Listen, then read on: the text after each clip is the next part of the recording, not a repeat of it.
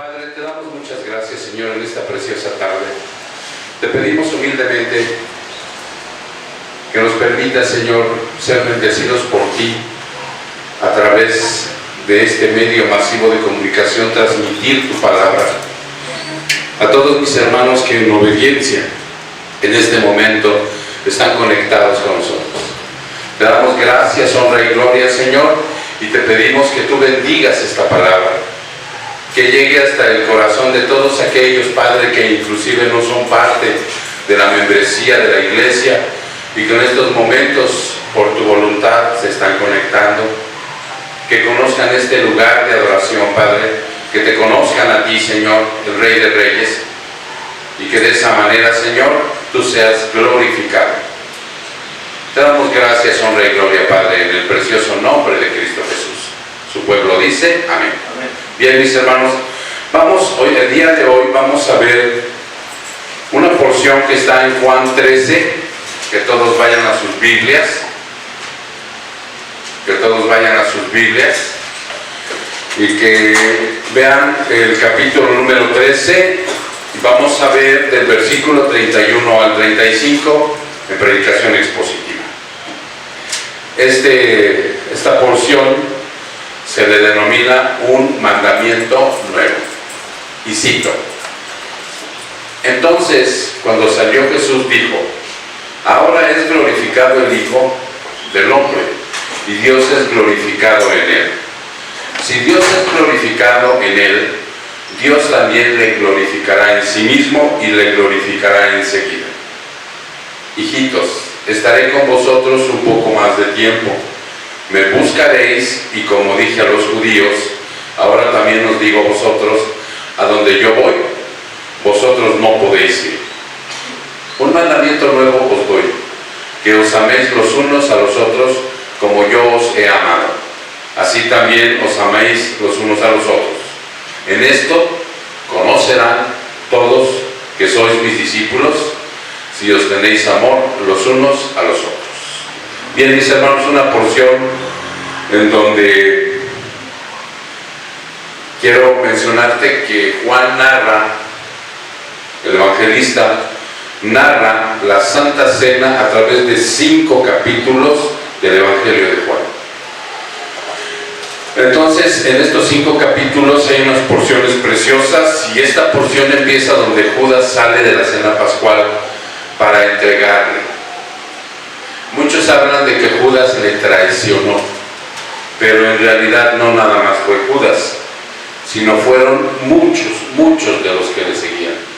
Si tú recuerdas y echas una revisión a lo que es los evangelios, podrás ver que en ellos, cuando Jesús está en la cruz, cuando Jesús está muriendo en la cruz, cuando Jesús está entregando su vida por ti y por mí en la cruz, nada más había alrededor de 4 personas con él.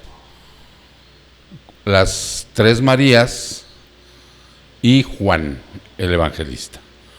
Entonces, por lo tanto, no nada más Judas le traicionó, sino muchos. No eran 12 discípulos, eran 12 apóstoles, pero no eran 12 discípulos, había muchos más.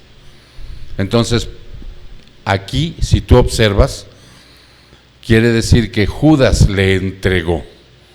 Él fue la mano que lo entregó hacia sus verdugos. Entonces, vamos a revisar un poquito la porción de Juan. Vete de nuevo al capítulo, ahora vete al capítulo 12, para que tú observes. Vamos a revisar esa porción que está antes, ¿sí? Que es Juan capítulo 12, en el versículo, ahorita te doy los versículos, Juan capítulo, 13, es el mismo capítulo 13, perdón, en donde dice que Jesús identifica al traidor. Ve desde el versículo 21, dice: y habiendo dicho Jesús esto, se angustió en espíritu y testificó y dijo: en verdad os digo que uno de vosotros me entregará. Los discípulos se miraban unos a otros, y estaban perplejos sin saber a quién le hablaba. Uno de los discípulos, el que Jesús amaba, estaba a la mesa reclinado en el pecho de Jesús. Tú imagínate, hermano, esta escena. Están en el aposento alto, están sentados. En ese momento, Jesús está haciendo lo que muchas veces nosotros hacemos en nuestros hogares cuando acabamos de comer. Estamos haciendo una sobremesa. Están platicando amablemente y entonces sale con la situación de decirles: uno de ustedes me va a entregar. ¿Sí? Entonces uno de ellos se recarga en su pecho, que es Juan el evangelista. Dice aquí: por eso Simón Pedro le hizo señas y le dijo, haz de cuenta, como cuando estamos en la sobremesa, ¿no? Y de repente estamos platicando y alguien le hace señas y le dice: escucha. Así le dijo Pedro. Pedro le dijo señas y le dijo: dinos de quién habla. Entonces Juan, recostándose de nuevo sobre su pecho de Jesús, le dijo: Señor, ¿quién es? Entonces Jesús respondió: es aquel a quien yo daré el bocado que voy a mojar. Y después de mojar el bocado, lo tomó y se lo dio a Judas, el hijo de Simón Iscariote. Ahí estaba identificando el Señor a quién era el que le iba a entregar. ¿Quién era el que en ese momento estaba dispuesto, al igual que los otros, a traicionarle? Pero él era el conducto para que le entregase tanto a los judíos como a los romanos la vida de Jesús. ¿Ok? ¿Ya te diste cuenta? Y después del bocado, fíjate bien lo que dice aquí. Después del bocado, Satanás entró en él. O sea que en ese momento Judas Iscariote fue poseído por el espíritu, ni nada más ni nada menos que el jefe de todos los demonios, Satanás. ¿Ya te diste cuenta lo que dice ahí la Biblia? Entonces dice: entonces Jesús le dijo: lo que vas a hacer, hazlo pronto. Pero ninguno de los que estaban sentados a la mesa entendió por qué le dijo esto. Porque algunos pensaban que como Judas tenía la bolsa del dinero, Jesús le decía: compra lo que necesitaremos para la fiesta, o que diera algo a los pobres. Y Judas, después de recibir el bocado, salió inmediatamente y ya era de noche. Hubo confusión en los apóstoles. O sea, realmente en ese momento no tenían entendimiento de lo que estaba pasando. Acababa de decirle Pedro a Juan que se fijara y que escuchara bien quién es el que lo iba a entregar. Y cuando él hace la señal, en ese momento, o sea, pierden la perspectiva los apóstoles cuando Jesús le da el bocado. Y después le dice literalmente: ve a hacer lo que tienes que hacer. Y ellos se confundieron. Y ahí empieza la porción que hoy vamos a ver, ¿sí? En donde dice: entonces cuando salió, Jesús dijo, y ya entonces ya te diste cuenta quién fue el que salió: Judas. Judas ya iba con el espíritu maligno de Satanás dentro de su ser, iba poseído por el demonio. Y salió, y Jesús dijo: ahora es glorificado el Hijo del Hombre, y Dios es glorificado con él. Si Dios es glorificado con él, Dios también le glorificará en sí mismo y le glorificará enseguida. Es un juego de palabras que no tiene confusión. Si nosotros vamos a otra versión, hermano, podemos entender exactamente un poquito mejor lo que está diciendo. Pero antes de poder pasar a la otra versión, donde dice también que un mandamiento nuevo entrega a Jesús, quiero yo mencionarte algo muy importante. ¿Recuerdas que te dije al iniciar que Juan narra durante 5 capítulos la Santa Cena? Entonces, en esta Santa Cena, nosotros conocemos las porciones que hemos visto y que hemos practicado aquí en la iglesia, como es la cuestión de la liturgia de la Santa Cena, ¿sí? Al final de cada culto de un mes y medio, por ahí hacemos la Santa Cena, después de un mes y medio hacemos la Santa Cena, pero la liturgia de la Cena Pascual es bastante extensa, como hoy en la actualidad, o sea, lo siguen haciendo los judíos. Ellos todavía conmemoran la Cena Pascual. Y entonces te voy a dar los 14 puntos, ¿sí? Para que tú los tengas en cuenta, que hacen la Cena Pascual.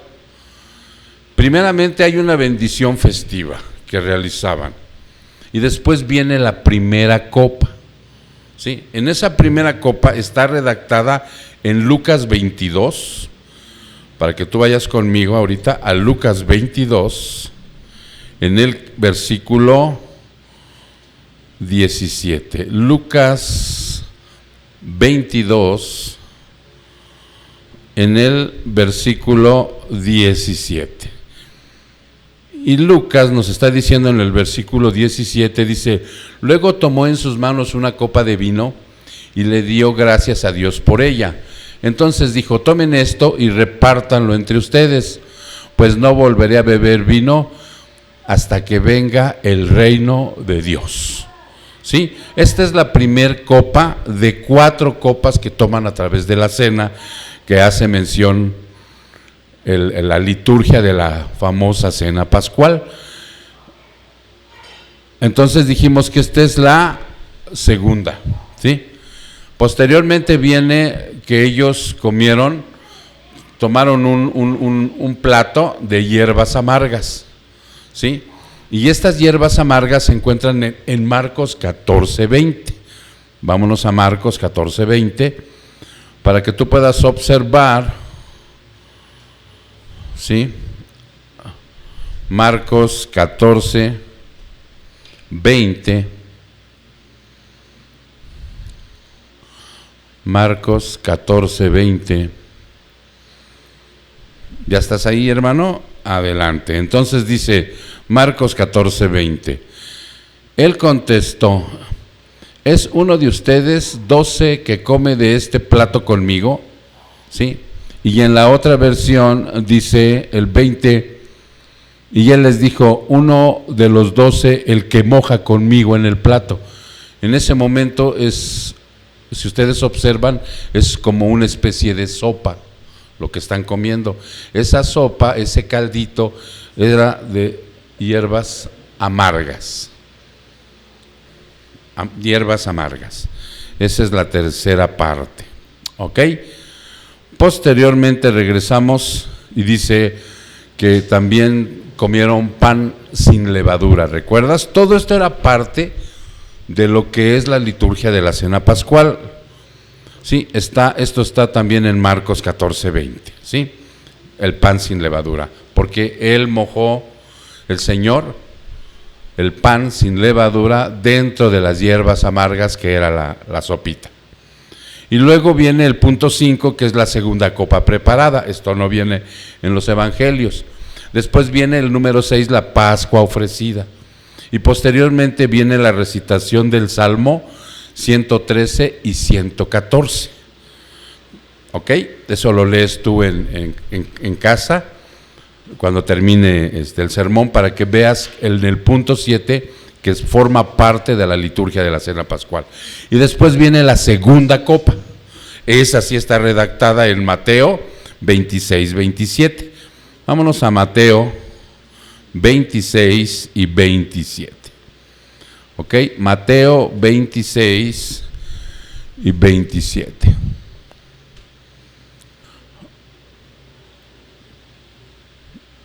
¿Ya estás ahí, mi hermano? Mateo 26 y 27. Ok.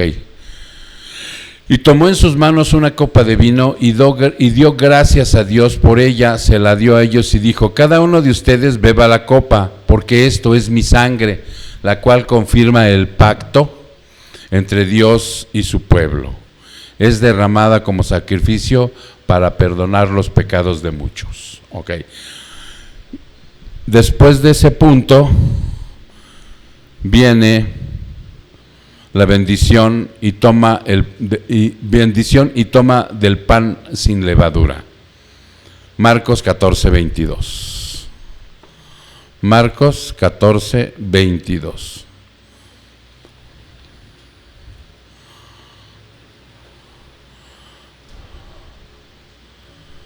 Marcos 14, 22. ¿Ok? Y mientras comían, tomó pan y habiéndolo bendecido, se lo partió, se lo dio a ellos y dijo: tomad esto, es mi cuerpo. Y tomando una copa después de dar gracias, se la dio a todos y todos bebieron de ella. Como puedes darte cuenta, este pan no es el mismo que mojó en el punto anterior. Ok, y ya de aquí, mi hermano, viene el aspecto en donde hay la comida del Cordero Pascual. No está redactada la tercera copa. El compañerismo en la mesa es la famosa sobremesa de lo que estamos leyendo ahorita, de lo que estamos participando del sermón. Y luego viene una cuarta copa. Y al último, si tú recuerdas, en los evangelios viene la recitación del Salmo 115 y 118.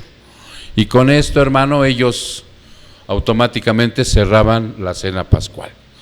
Nosotros estamos en el punto 12, en donde está el famoso compañerismo en la mesa, cuando en el 31, en el 32, habla de la glorificación del Padre y la glorificación del Hijo. Pon atención a esto. Cristo, el Señor, va a recibir la glorificación por su sacrificio. Es un sacrificio voluntario, hermano. Primeramente en el orden de los sucesos. Fíjate bien, fue traicionado, no nada más por Judas, eso lo tienes que tomar muy bien en cuenta, sino por los 12. Todos se fueron a esconder. Al final de cuentas tomó valentía Juan, salió de su escondite y estuvo con él presente en la cruz. ¿Por qué? No sé si ustedes lo recuerdan. ¿Por qué? Había un propósito, que ese propósito está basado en una tergiversación muy grande que una religión falsa tomó como punto de partida para la adoración a María. Ese propósito de que estuviera Juan ahí, por lo cual Dios le dio el valor de salir de su escondite, fue el siguiente. Le dijo Jesús: hijo, aquí está tu madre, madre, aquí está tu hijo. Y ellos tomaron literalmente que en ese momento se le estaba dando a María como la autoridad de ser nuestra Madre Universal. No, simple y sencillamente lo que Jesús estaba haciendo es que le estaba encargando a Juan porque se quedaba sola María. ¿Sí? A pesar de que había más hermanos, ellos no creían en Jesús, estaban distanciados de María. Entonces, por lo cual María iba a quedar en el abandono y por esa razón se la encarga a Juan. Esa es la razón por la cual él, a pesar de que lo traicionó de primera instancia y huyó, posteriormente a través del propósito que había, él estuvo ahí en la crucifixión. Después de la traición viene la difamación, cuando lo llevaron a un juzgado, por así decirlo, y le juzgaron de una manera que no era un juzgamiento correcto. ¿Sí? Le difamaron ahí. ¿Qué es difamar? Le inventaron mentiras acerca de lo que él había profetizado, de lo que él había enseñado, y posteriormente a través de esa difamación lo golpearon. Y lo golpearon desde el arresto de Getsemaní hasta el pretorio de donde lo llevaron de los romanos. Ahí lo golpearon, le humillaron también a través de que después de que Poncio Pilato, o sea, lo ve que es inocente, le manda flagelar a tal grado que casi lo matan, y después de haberle flagelado, o sea, lo sientan, le ponen una corona de espinas, lo visten con una túnica raída de color morado y le decían: salve, rey de los judíos, y en ese momento lo estaban humillando, lo golpearon con una vara, en fin, lo escupieron y una serie de barbaridades. Y después vino la famosa crucifixión. El abandono también, en el orden, de su Padre por la expiación de nuestros pecados, por ti y por mí. Posteriormente viene la muerte, en donde Él dice, consumado es, la obra está terminada. Viene la sepultura, como aquel entonces se acostumbraba en una cueva, y posteriormente la gloriosa resurrección, algo que tú y yo vamos a vivir. A Cristo, aunque lo sentenciaron los judíos y lo mataron los romanos, Él entrega su vida desde antes de la fundación del mundo, hermano. Eso es algo que tú tienes que tener muy bien en cuenta, que a Él no lo forzaron, que a Él no, en Él no prevalecieron en Él. Él entregó su vida desde antes de la fundación del mundo. Yo te voy a pedir de favor que vayas a la primera carta de Pedro. Ve a la primera carta de Pedro, en el versículo del 18 al 20. Primera carta de Pedro, en el versículo del 18 al 20. Primera carta de Pedro, ¿qué capítulo te dije? 1, ¿sí? Del 18 al 20. Y cito: pues ustedes saben que Dios pagó un rescate por salvarlos de la vida vacía que heredaron de sus antepasados. O sea, ¿sí te das cuenta de lo que está diciendo ahí? En algunas versiones dice que te rescató, fíjate bien, pues ustedes saben que Dios pagó un rescate para salvarlos de la vida vacía. ¿Qué es una vida vacía, hermano? Una vida sin Dios, una vida sin propósitos, una vida confundida, una vida que no tiene valor, una vida donde no encuentras ningún aliciente para vivir, una vida totalmente carnal, una vida llena de vicios, una vida llena de pecado. Ese es a lo que se refiere cuando Jesús vino a nosotros y pagó ese rescate. ¿Con qué pagó? Con su preciosa sangre, ¿sí? Con su vida. Y entonces dice que pagó, ¿sí? Una vida vacía, que además esa vida vacía viene como una herencia, dice aquí, como una herencia de nuestros padres, de nuestros antepasados, de cómo vivieron también los padres de mis padres, de cómo vivieron mis abuelos, de cómo vivieron mis bisabuelos. O sea, esa vida vacía nos la heredaron ellos, por lo que tú ya sabes, hermano, que nacemos muertos en delitos y pecados, transmitidos, o sea, el pecado original desde Adán y Eva. Entonces, de esa manera, hermano, dice que aquí, dice, no fue pagado ese rescate que Cristo nos trajo con oro ni plata. Porque tú cuando empeñas algo, no es verdad que vas y lo rescatas con algo de dinero, de oro, de plata. Muchas veces la humanidad se vende, los compran con dinero, con oro y con plata. Hay mujeres que se casan por interés del dinero, hay hombres que se venden por el interés del dinero. Entonces aquí dice el Señor y te está aclarando, no fue pagado tu rescate con oro ni plata, las cuales pierden su valor. 19, sino que fue con la preciosa sangre de Cristo, el Cordero de Dios, que no tiene pecado ni mancha. Dios lo eligió como el rescate por ustedes mucho antes de que comenzara el mundo. ¿Ya te diste cuenta? Desde antes que todo estuviera hecho, ya estaba planeada la salvación para nosotros. Y Él ya estaba dispuesto a venir por nosotros. Pero ahora, en estos últimos días, Él se ha revelado por el bien de ustedes, dice, y por el de nosotros hoy. Entonces, de esa manera, mi hermano, yo quiero que tú entiendas que aunque Cristo lo sentenciaron los judíos y lo mataron los romanos, Él entrega su vida voluntariamente, por amor. Es algo que verdaderamente nosotros no alcanzaremos a comprender, yo creo que nunca, ni aún en gloria. ¿Qué fue lo que lo movió para venirnos a rescatar? ¿Qué fue que movió su corazón, aún viéndonos nosotros ahora en perspectiva lo perversos que somos? Pero así es y así será siempre. Él va a ser expuesto ahora a la mayor ignominia, hermano, ¿sí? Él va a ser expuesto a la mayor ignominia. Porque dice el versículo que Él va a ser glorificado, ¿sí? ¿Qué es ignominia? Ahora no los tengo enfrente para poderles preguntar, pero vean, ahora tienen sus comentarios, ahora tienen sus chats, o sea, respóndanme si pueden por medio del chat, ¿qué es ignominia? Dice aquí que es una ofensa pública que sufre el honor o la dignidad de una persona. ¿Tú te imaginas cuál es el honor y la dignidad de tu Dios, de tu Señor, que no tuvo pecado en toda su vida? Y que le ofendan públicamente a ese honor y a esa dignidad. Entonces, él va a ser expuesto ahora a la mayor ignominia por parte de sus insolentes enemigos. Porque todo enemigo de Dios es un insolente.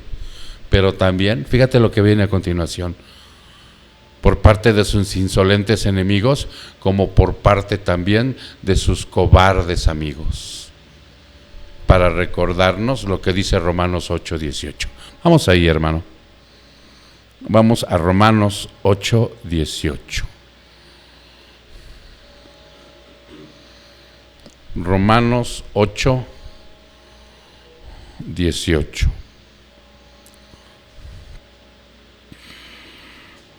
Y cito: sin embargo, lo que ahora sufrimos no es nada comparado con la gloria que Él nos revelará más adelante. Repito, sin embargo, lo que ahora sufrimos no es nada comparado con la gloria que Él nos revelará más adelante. Ahorita, no el país, no el municipio, no el Ciudad de México, la mayor parte del mundo está sufriendo por una circunstancia de nuestro propio pecado. La enfermedad viene como consecuencia del pecado y el virus es una enfermedad como consecuencia de nuestro pecado. La gente no va a voltear a Dios, hermano. No, porque la palabra es muy clara. Él viene por los suyos. Y los suyos, dice aquí, que vemos nuestros sufrimientos en tal perspectiva que no nos interesa que ahorita haya un virus, el día de mañana no lo haya, nosotros le amamos. Nosotros oramos. Nosotros le damos honra y gloria.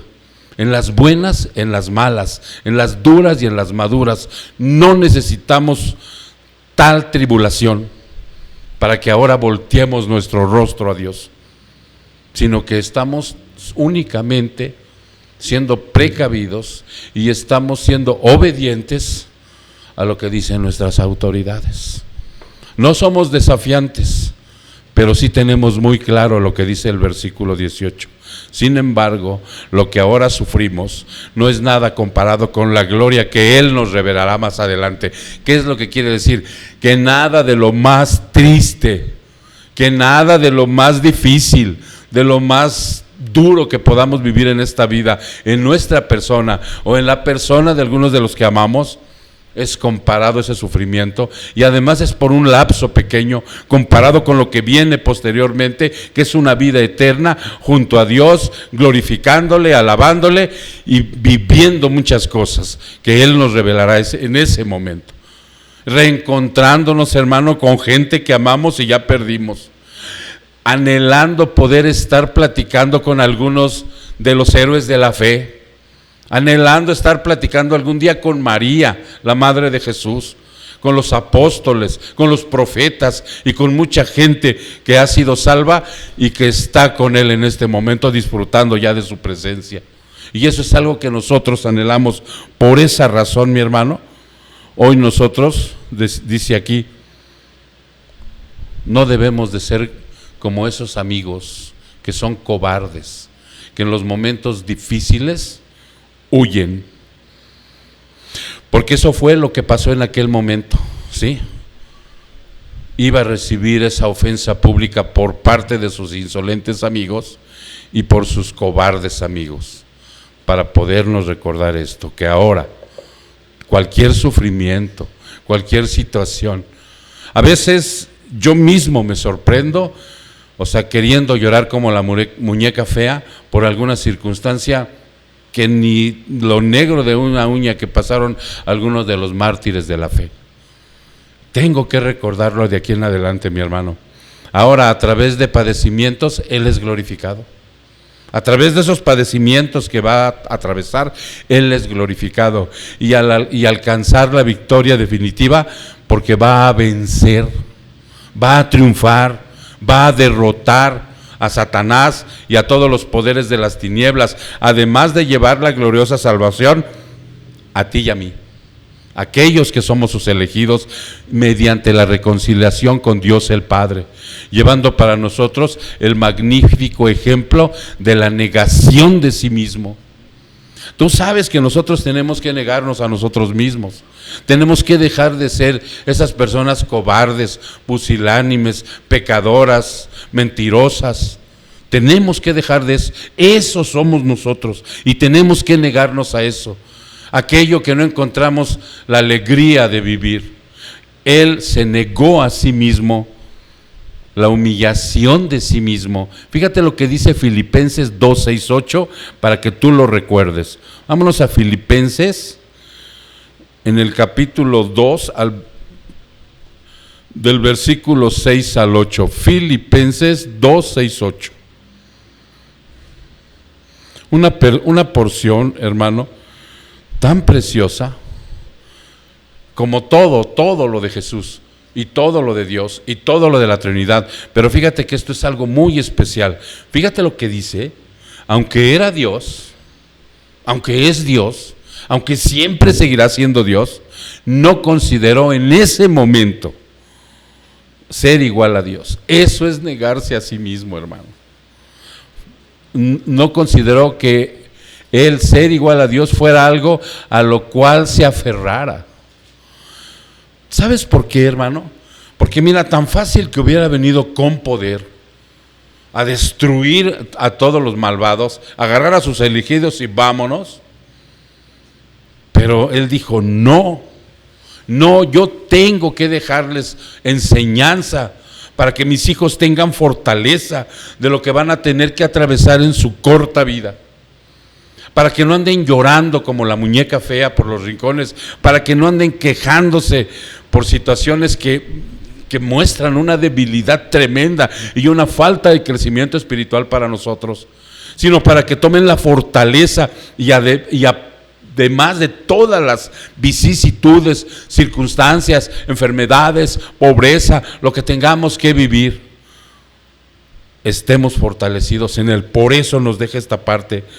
Dice el 7, en cambio, renunció a sus privilegios divinos. Yo a veces no quiero renunciar, de veras, a lo más sencillo que me pide Dios. Soy un desobediente, o sea, me dicen: conéctate a las 6:30. Y me estoy conectando al 20 para las 7. No es cierto. Ustedes saben que alguna vez, por lo regular, les toco alguna pequeña bromita. Pero la realidad es esta: Él renunció a sus privilegios divinos, adoptó la humilde posición de, ¿qué crees?, de un esclavo. Nosotros queremos ser amos y señores, queremos tener la sartén por el mango, queremos ser los directores de la orquesta. Lo que yo digo, eso se hace. No, Él renunció a sus privilegios divinos, a toda esa majestad que tenía en la gloria, ángeles adorándole ahí, y dijo: yo renuncio a eso, adopto la humilde posición de un esclavo y viene a nacer como un ser humano, Dios todopoderoso. Por eso me deja el ejemplo, que yo renuncie, que renuncie a mi injustificable orgullo, ego que tengo, que no me deja vivir, que me esclaviza, que me avienta a más esclavitud. Entonces por eso dice, se humilló a sí mismo en obediencia a Dios y murió en una cruz como morían los criminales. ¿Sí se entendió? Y entonces fíjate lo que dice el 9, para la glorificación de Él. Por tanto, Dios lo elevó al lugar de máximo honor y le dio el nombre que está por encima de todos los demás nombres.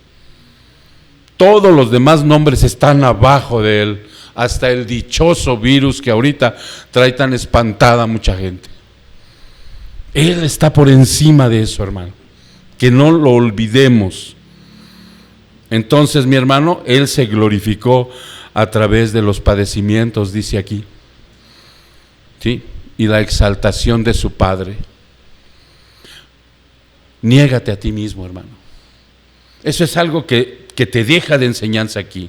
Fíjate lo que dice Marcos 8:38. Niégate a ti mismo. Marcos 8:38. Marcos 8:38. Dice la palabra de Dios así, mi hermano. Si alguien se avergüenza de mí y de mi mensaje en estos días de adulterio y pecado, el Hijo del Hombre se avergonzará de esta persona cuando regrese en la gloria de su Padre con sus santos ángeles. Marcos 8:38 te dije. Sí, ¿verdad? No, 8:34, perdón. Es 8:34. Por eso es que no me checó el versículo. Es 8:34. Perdón, hermano. Entonces llamó a la multitud para que se le unieran a los discípulos y dijo. Fíjate lo que dice aquí, tan importante. Entonces llamó a la multitud para que se uniera a los discípulos. Estaba la multitud y le dijo, vengan. Es una multitud, son mucha gente. ¿Ok? Y dijo, si alguno de ustedes quiere ser mi seguidor, si alguno de ustedes quiere creer en mí, si alguno de ustedes quiere pasar lo que yo voy a pasar, si alguno de ustedes quiere amarme a mí como yo amo al Padre, ¿sí? Si alguno de ustedes quiere ser mi seguidor, tiene que abandonar su manera egoísta de vivir, tomar su cruz y seguirme. Tomar la cruz de Jesús literalmente significa padecer por Él. ¿Sí se entiende, hermanos? Padecer por Él. Entonces, eso es lo que tenemos que hacer. Y le está diciendo a la multitud. No sé si ahí había 5,000, 2,000, 3,000, pero de lo que sí estoy seguro es que muy poca gente fue y asumió esta responsabilidad. Pero esa es la condición de lo que Él quiere, dándote el ejemplo de Filipenses. De Filipenses, 2:6-8. Y luego menciona aquí algo muy importante en el 33. Hijitos, estaré con vosotros un poco más de tiempo. Me buscaréis y como dije a los judíos, ahora también os digo a vosotros, a donde yo voy, vosotros no podéis ir. Dice, hijitos, este es el único lugar en los evangelios donde Jesús se dirige a sus discípulos como sus hijitos. Él no dijo esto como un insulto o como algo que los pudiera minimizar. Lo dijo con un sentido de ternura, de cuidado y reconocimiento de su presente dependencia e inmadurez. ¿De quién? De nosotros. ¿No es verdad que tú tienes por ahí algún hijo pequeño, un nietecito, un niño inocente que despide ternura? Y no le dices mi niño, mi chiquito, mi gordita, mi niña preciosa, O sea, no es algo para que se ofendan ni como que lo estás minimizando, sino en un aspecto de ternura, de cuidado. Y estás reconociendo que ese ser pequeño, indefenso, necesita dependencia y necesita madurez, que ese pequeñito tiene inocencia y por lo tanto no se puede cuidar solo, que necesita de ti. Es de la misma manera como nos está mencionando ahorita. Hijitos, nos habla con ternura, con amor, sabe que somos desobedientes, sabe que somos inmaduros, sabe, hermano, que necesitamos depender única y exclusivamente de Él. Pero ¿qué pasa con nosotros? Que es lo mismo que está pasando el día de hoy. ¿Tú alguna vez escuchaste la frase que alguna vez algún pastor en algún sermón te dijo que tú eras en alguna ocasión como aquel individuo que está enfermo y solamente cuando está enfermo llaman al médico o a la Cruz Roja? Cuando está grave, háblele a la Cruz Roja y ahí viene la Cruz Roja. Eso pasa a veces con la gente que no conoce a Dios. Llama a Dios, clama a Él como están clamando millones de gente en este momento, pero como si fuera la Cruz Roja. Una vez que pasa el peligro, una vez que es restablecido, le meten el suero, lo levantan, sale de la crisis y salvó el pellejo, se olvidan de Dios. Así va a pasar. Así ha sucedido y así sucederá toda la vida cuando no tiene la persona una relación con Dios.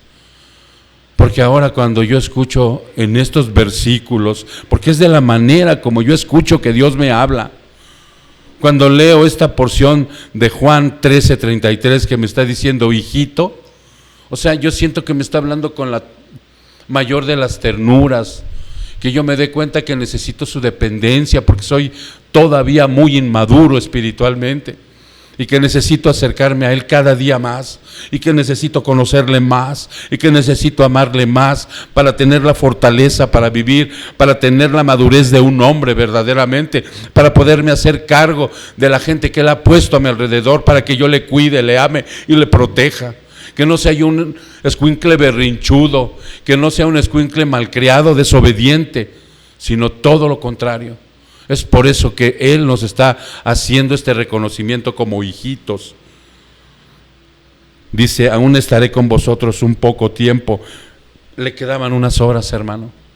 Le quedaban unas pequeñas horas antes de que cumpliera y terminara la obra.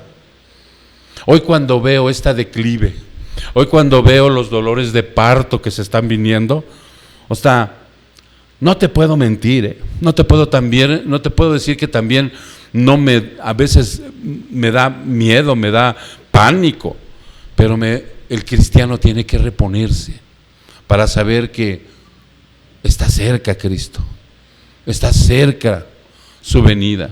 Y eso es una alegría para nuestro espíritu. Ojalá ahí en tu casa hayas gritado amén, amén, porque eso es lo que está pasando, hermano, que cada día la venida de nuestro Señor está más cerca, hermano, y debemos de estar contentos, orar, acostarnos y sentir como en ese momento puede ser que esté a la vuelta de la esquina el Señor. Por eso dice aquí estaré con vosotros un poco, a donde yo voy vosotros no podéis ir. Esto habría sido como un terremoto para los discípulos. ¿Sabes por qué, hermano? Porque arriba está diciendo que ellos eran inmaduros como tú y yo. Muchas veces cuando vemos que Dios no responde a lo que yo estoy pidiendo, siento igual que los discípulos sentían aquí, como un terremoto. Literalmente habían dejado todo para seguir a Jesús y esperaban, así como un alto rango en su gobierno, cuando tomara el control político de Israel. Yo pienso que al llegar a Cristo voy a tener vida, salud, abundancia, nada va a pasar, voy a tener un buen marido, una buena esposa, una buena carrera, Dios me va a bendecir, bendiciones, bendiciones, bendiciones. y la bendición ya está dada, la más importante, me ha sacado del infierno y me ha llevado a su gloria. Pero yo quiero lo más ínfimo, lo que por añadidura Él me puede dar por mi obediencia a cuestiones espirituales.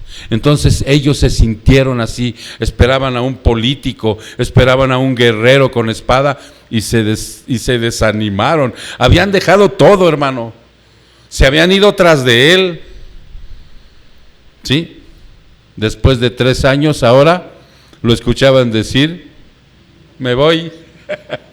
Imagínense, ¿no? No, hermano, tú nunca sientas que Jesús se va de tu vida. A veces nos tiene que disciplinar, a veces nos tiene que corregir, trata con nosotros y sentimos que el agua nos está ahogando. Recordemos eso, hermano, no se fue, está trabajando contigo, está quitando las asperezas, está podando para que des más fruto, y podar duele. Esto es lo que está pasando aquí. Por eso ellos probablemente no lo entendieron. Pero hoy tú entiéndelo, mi hermano, que cuando esté esa tribulación, esa adversidad, Dios está tratando contigo. Dios te está haciendo crecer porque te ama. No se ha ido, está contigo. Y luego el 34 dice, un mandamiento nuevo os doy, que os améis los unos a los otros como yo os he amado. Así también os améis los unos a los otros. En esto, fíjate bien, en esto de amar a tu hermano, al que camina junto contigo, al que el domingo lo ves o lo ves en la semana, al que has orado junto con él, probablemente él te ha ayudado o tú le has ayudado.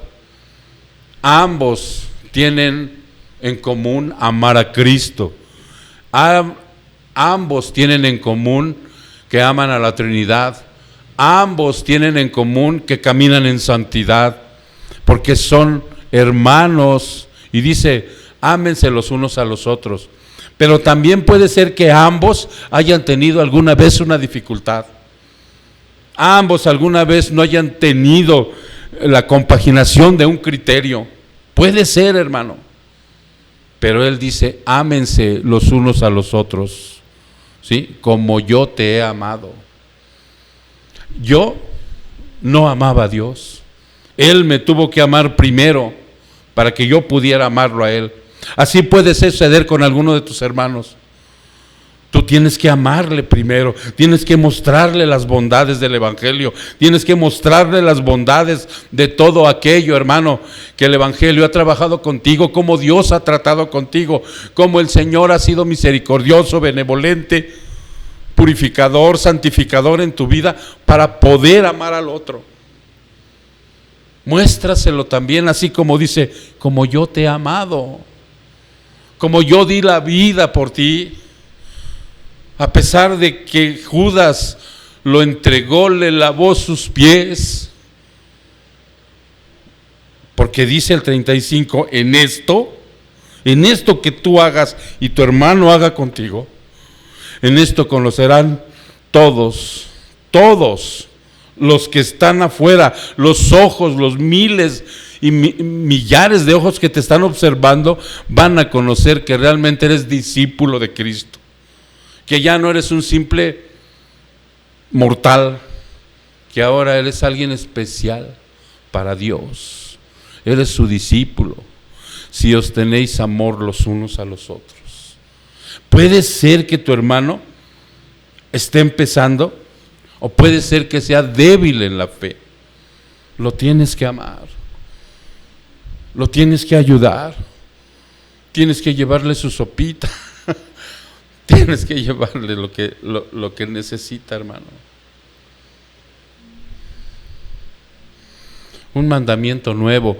Aquí Jesús no está hablando de algo nuevo que implica nada más que frescura, renovación, algo que ya no está obsoleto. ¿Sí has oído la palabra amor, cómo a veces suena hueca y obsoleta en tu boca? Te amo, te quiero, te extraño. Como a veces hipócritamente mencionamos estas palabras que no tienen frescura en un corazón renovado, que suenan huecas, vacías, que a la vuelta de la esquina traicionamos la confianza que ponen en nosotros. ¿Has oído? A eso es a lo que se refiere Jesús, ¿sí? A como algo de frescura.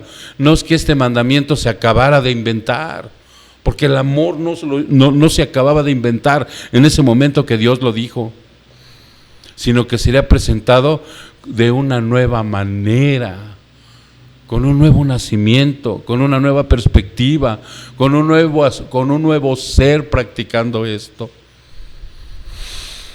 Podríamos haber podido pensar que el nuevo mandamiento sería como amarnos, sería que amáramos a Jesús de una manera excepcional. Tampoco te está pidiendo eso. Una manera excepcional. En vez de eso, Jesús los dirigió a ellos y a nosotros a amarnos unos a otros, haciendo hincapié en que debía haber una presencia especial de amor entre los seguidores de Cristo. El mandamiento de amor no era nuevo, pero la extensión de amor que Jesús acababa de demostrar sí era nueva, así como sería la demostración en la cruz. Antes nadie daba su vida por otro. Nadie de nosotros podía ir a pagar algo y quedarte ahí en lugar de él. No, nadie hace eso. El amor sería redefinido a través de su ejemplo. Debemos amar a nuestro prójimo como a nosotros mismos, pero debemos amar a nuestros hermanos como Cristo nos amó a nosotros. Y eso es mucho más de lo que nos amamos a nosotros mismos. ¿Sí se entiende? Esto lo dijo un teólogo, no voy a decir su nombre. Él hubiese querido que lo hubiera dejado en el anonimato.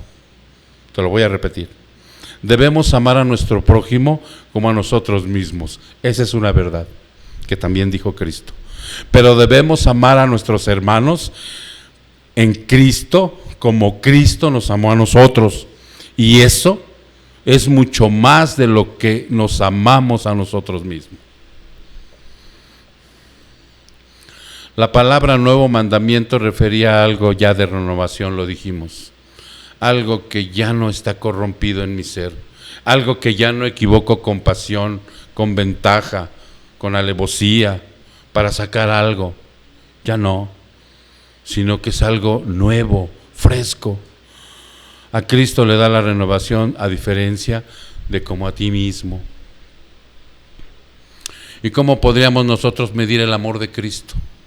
¿Cómo lo podríamos medir para imitarle? Tenemos un versículo, hermano, que yo te invito a que tú lo leas, lo ores, lo veas en diferentes versiones y a veces veas hasta comentarios de lo que significa este versículo.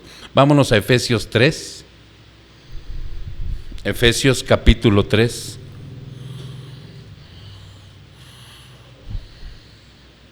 Versículo es Efesios 3, 19.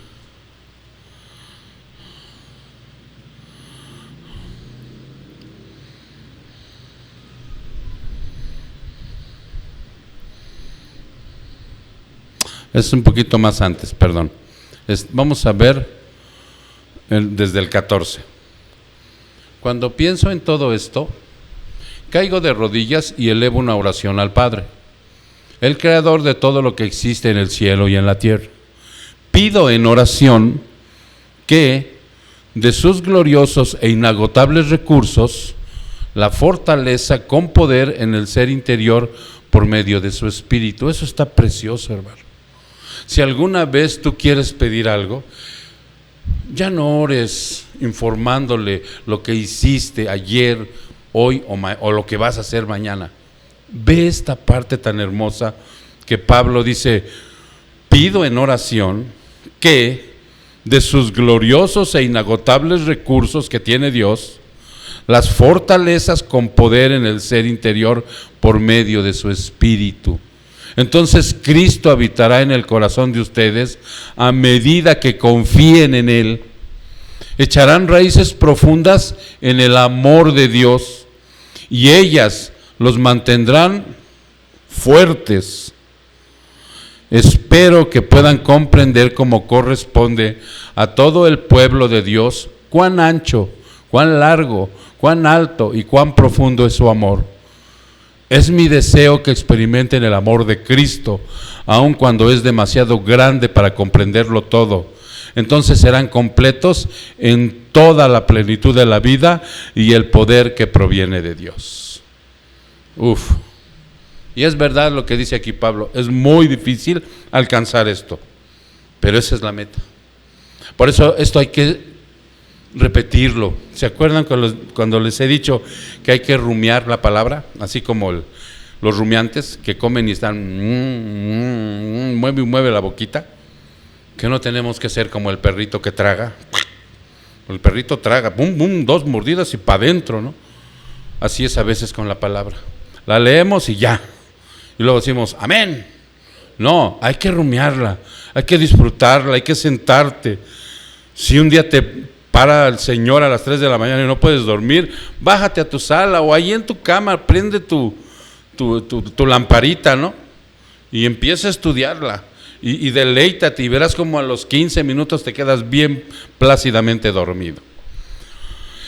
Ok, vamos a empezar a cerrar nuestra palabra, mi hermano,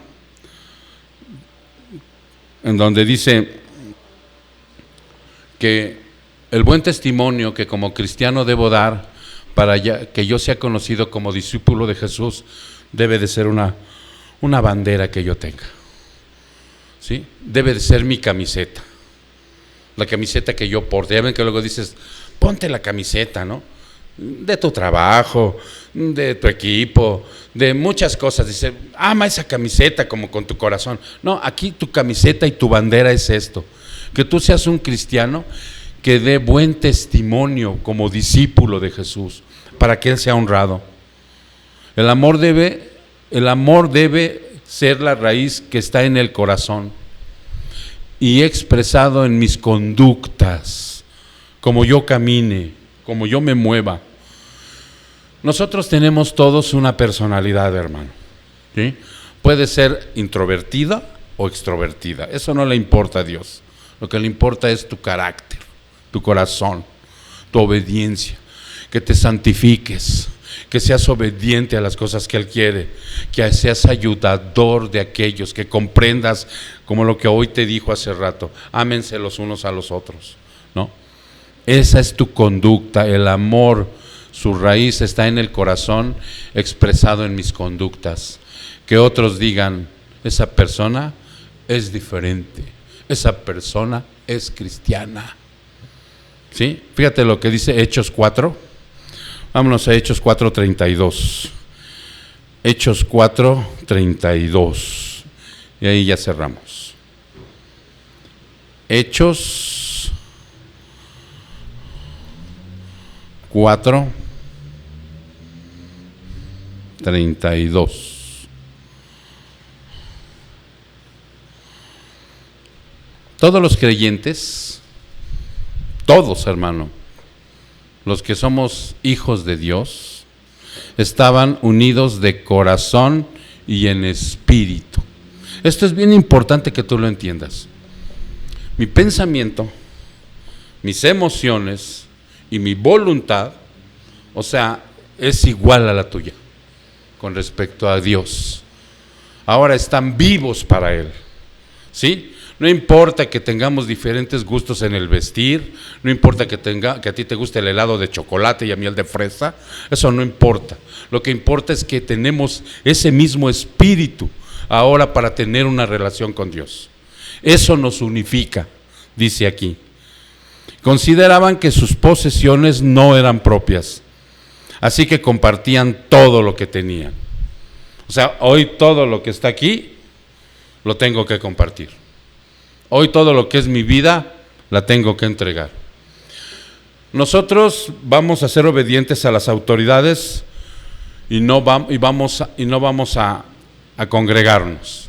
Pero si tú tienes la necesidad, fíjate bien, de venir a una administración, yo estoy dispuesto a dártela. Si mañana que hable por teléfono me dice la señorita Rocío del hospital que tenemos que ir a predicar el evangelio, vamos a predicar el Evangelio, hermano. Porque dice aquí, mi posesión no es propia, la tengo que compartir. Y aquí está hablando en un contexto de lo material, pero se le puede dar una aplicación de lo que te estoy diciendo en lo espiritual. Los apóstoles daban testimonio con poder de la resurrección del Señor Jesús. Los apóstoles daban testimonio del poder de la resurrección de Jesús. Dar testimonio del poder de la resurrección de Jesús es resucitar cada día después de estar muerto en vida a lo que ahora Cristo puede hacer en mi vida y quitarme los lastres que me han avasallado todo el tiempo. Y de todo tipo de pecado: pornografía, borrachera, drogadicción, mentira, envidia, lujuria, codicia, avaricia. Ese poder de la resurrección tiene Jesús para nosotros, aquí y ahora. Entonces dice aquí, consideraban, dice, los apóstoles daban testimonio con poder de la resurrección del Señor Jesús, y la gran bendición de Dios estaba sobre todos ellos. Ellos cambiaban continuamente, ellos crecían continuamente, ellos habían sido como nosotros en un pasado. ¿Recuerdas la vida de aquellos, de los testimonios? ¿Quiénes eran? No había necesitados entre ellos, porque los que tenían terrenos o casas los vendían. No había necesitados, hermano. Aquí está, decían. Y llevaban el dinero a los apóstoles para que ellos lo dieran a los que estaban pasando necesidad. ¿Ya entendiste, hermano? Eso es algo muy importante en este cierre, en donde mi testimonio y mi conducta es la raíz del amor de Jesús. Los discípulos de Cristo eran, son y serán conocidos por el amor de los unos a los otros. Ayudarse a llevar sus cargas, ayudarles en sus necesidades, inclusive aunque a veces no nos traten como es debido, y de hecho hasta ellos nos consideren sus enemigos. Como puedes ver, no es prioritario identificarse como discípulo de Jesús si doy buenos mensajes, si hago milagros o sanidades, si canto bien en el culto, si expulso demonios, si hablo lenguas angelicales, etcétera, etcétera. Pues todas esas actividades se pueden llevar a cabo sin amor. Por eso, si los seguidores de Cristo no se aman mutuamente, estamos dando motivos para sospechar de que ese dicho cristiano no ha nacido de nuevo. Vamos a orar, mi hermano. Padre, te damos muchas gracias, Señor. Muchas gracias, Padre, que nos traes palabra fresca, una palabra, Señor, que revitaliza mi conducta, Señor, que revitaliza mi testimonio, Padre, que me deja pensando y reflexionando si realmente soy de Cristo o simple y sencillamente le he jugado al cristiano. Perdónanos, Señor, en esta preciosa tarde, que tu palabra golpee fuertemente este corazón de piedra, Señor, para que yo pueda, Padre, verdaderamente salir de la oscuridad hacia tu luz admirable, para que el lucero de la mañana brille en mi corazón, Señor, y para que de esa manera, mi Señor, yo siga dando un testimonio de que tú realmente eres el poderoso, de que vives y existes. Yo te pido, amado Padre, que por tus grandes misericordias guardes a tus hijos y en tu gracia general salves al mundo, Señor, de todo aquello que le está matando. Y todos aquellos que aún se encuentran en este dicho mundo y son de los tuyos, Padre, les dé salvación, mi Dios. Ten misericordia de ellos, Padre, y llévalos a salvación, para que ellos un día junto con nosotros podamos estar en tu presencia, viviendo una eternidad, alabándote y adorándote como tú, el Rey de Reyes, se lo merece. Te damos honra y gloria en el precioso nombre de Cristo Jesús. Su pueblo dice, amén. Mis hermanos, que Dios los bendiga.